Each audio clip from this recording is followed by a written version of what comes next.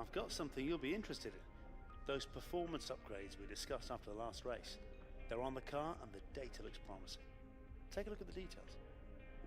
Hello everyone, Firecrest Gaming here and welcome back to another video. We're back now for the F1 2016 career mode with the Manor team, and as you can see there, we just got a couple new parts for this car, just making it a little bit better, and we're just trying to do that bit by bit, just making it that little bit better every single Grand Prix.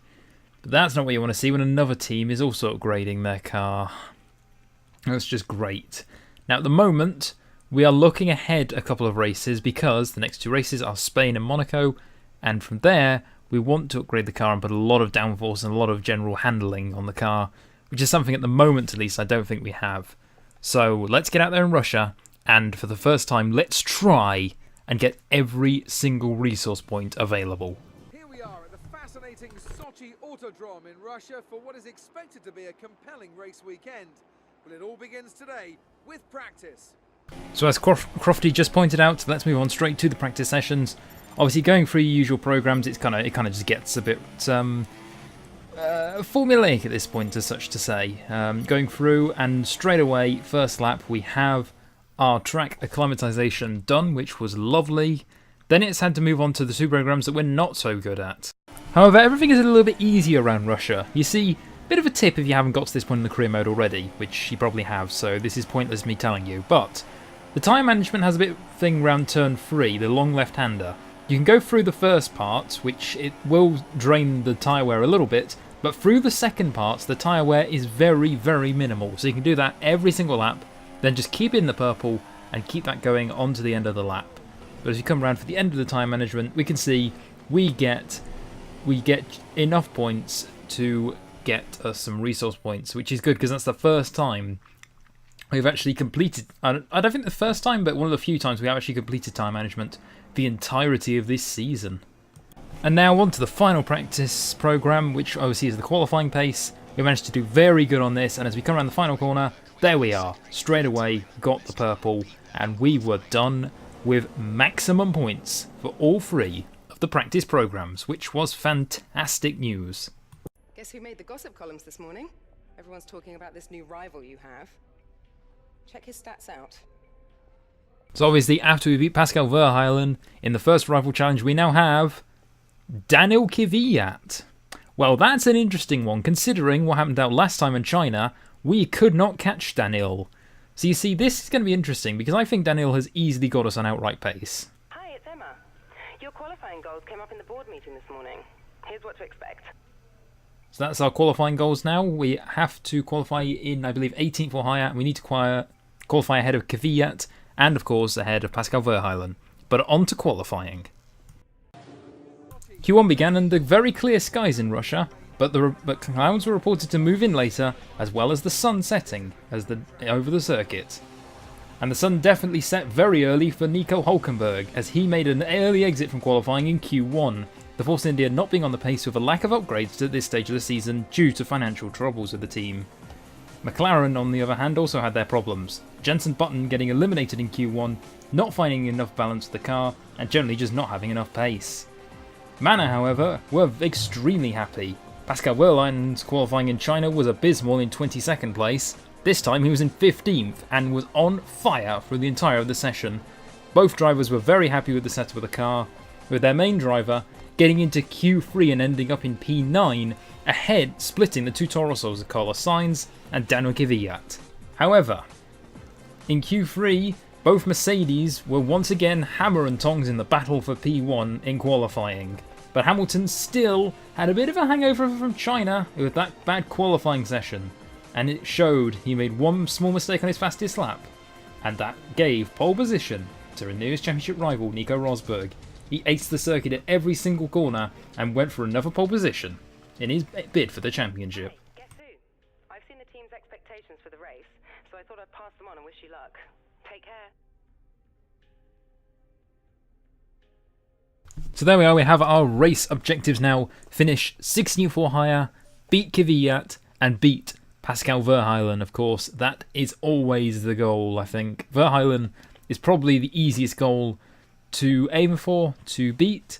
So now we're still waiting on upgrades, and we think I'm thinking it's either going to be chassis weight or downforce, so it depends which one of those I want by the end of maybe this weekend, or maybe even may have to wait until the Spanish Grand Prix for that. We could get the drag upgrade, but I don't think it's worth it, especially considering we've got Monaco in a couple of races, and I really want some downforce or taking off some of the chassis weight. But regardless, let's get ready for the start of the Russian Grand Prix.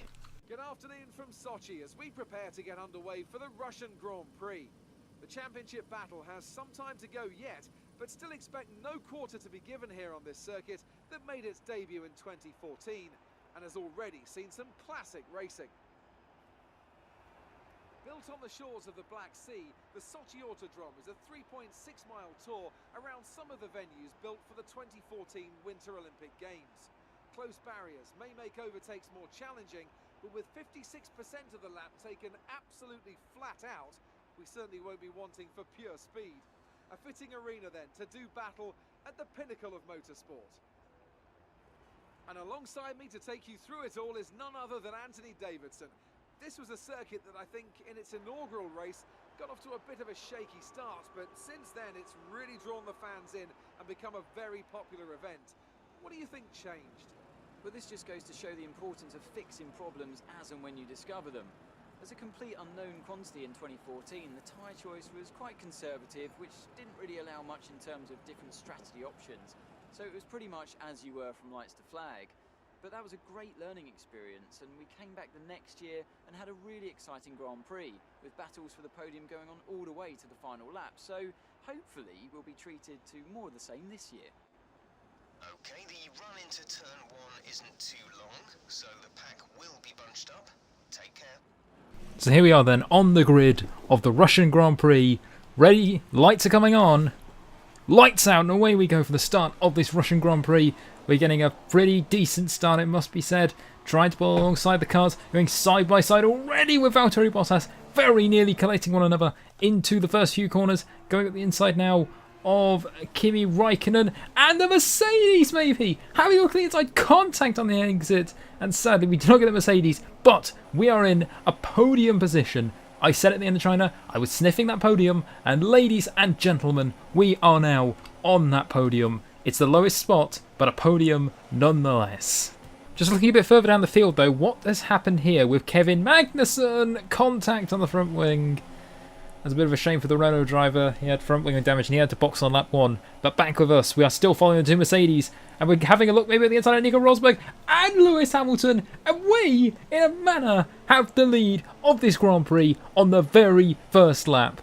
I have no words right now other than wow. I cannot believe that this is happening at the start of this race. Just looking back, we just threw a tow rope onto Nico Rosberg's car, and as he tried to look at a move on Hamilton, we just say thank you very much, and we have the both of them into the final sector.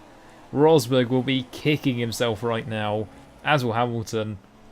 As we move on to the next lap, obviously being Mercedes, they have been right on my tail. They have really been unable to overtake him. That's Hamilton, who's going into the pits on lap 2. Again, like in China, Hamilton favouring the undercut, as there's a few other cars as well. There was a Ferrari, already got a Ferrari, a Red Bull, is that a Williams? Yeah, Williams, Toro Rosso. They're all coming in on lap 2. 5 cars there, all favouring the early pit stop. So we decide we didn't want to stay out too much longer, and we react to his pit stop the following lap. We didn't want to get undercut by Hamilton, so he box on lap 3 into the pits. Nice and early on the brakes, don't want to get done for speeding into the pit lane. So here we are coming up to the manor box, obviously all the way at the end of the pit lane. Just trundling down now at 50 miles an hour, waiting for the box. Now this is the crucial one. We need a good pit stop to stay ahead of them. And no, it's slow. No, they've held us. No. Unbelievable. We've just lost positions to Rosberg, Vettel and Sainz. Unbelievable. And there goes Valtteri Bottas. We're down to 20th place. Loads of people haven't made their stops yet. But, wow. We just lost all of that in one bad pit stop with Manor. I have no words. What a minute ago, no words from happiness. Right now, no words from disappointment. Again, I shot myself in my own foot last time with the strategy in China. I'm putting my hands up and saying that was my mistake. But this one, the team have done me with a very bad pit stop. And also, I think we probably could have got ahead of Rosberg, to be honest. But regardless, we've just got to live with it. And we're going inside now of Verstappen and Sebastian Vettel. Almost wheel-to-wheel contact there with the Red Bull. It all goes into the Ferrari, both ending up off the circuit there, having a look on the replay cameras.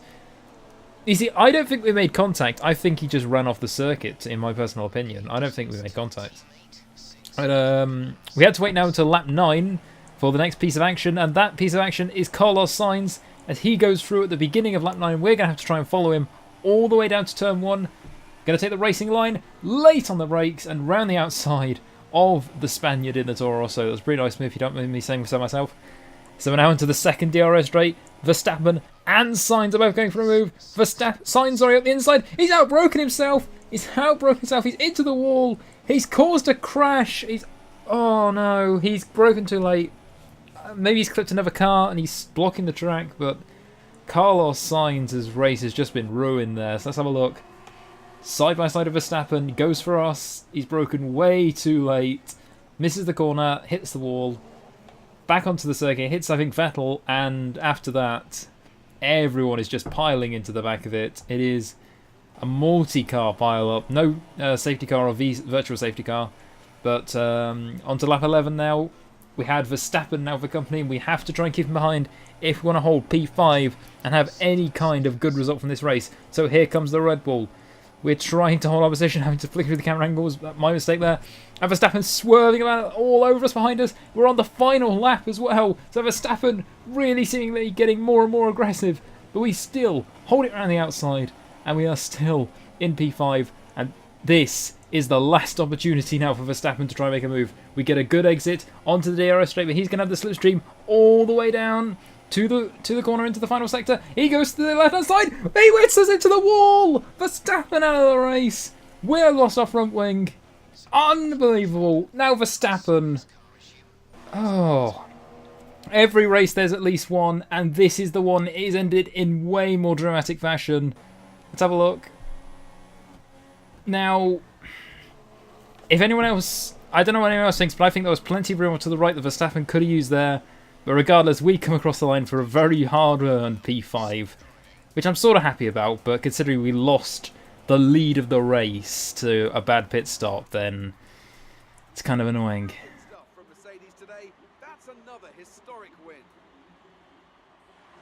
Tell me, Ant, what was the key to this success? The difference was clearly in the strategy. You could tell they'd done a lot of work on the pit wall to really optimise each stint and get the most out of the tyres. And it highlights just how much of a team sport this really is. But credit to the driver as well, though. There's no good having a well-oiled machine behind the scenes without a talented hand on the wheel, of course. And here are our podium drivers today after that excellent race. They've excelled here, as they so often do, and it's a well-deserved victory. Mercedes, then, are on top today.